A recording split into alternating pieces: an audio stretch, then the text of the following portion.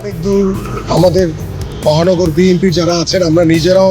পরিষ্কার করেছি এবং আমাদের এই কার্যক্রম আজকে সারাদিন ব্যাপী অব্যাহত থাকবে এবং এই পরিষ্কার না হওয়া পর্যন্ত আমাদের এই কার্যক্রম যদি আজকে শেষ হয়ে যায় তো আলহামদুলিল্লাহ, যদি আজকে শেষ না হয় আগামীকাল তো অব্যাহত থাকবে। পাশাপাশি আমাদের এই জনসমুদ্রের মাধ্যমে হয়তোবা কোথাও কোথাও কিছু গাছ ভেঙে গেছে, আমরা সেই গাছগুলোকে নতুন করে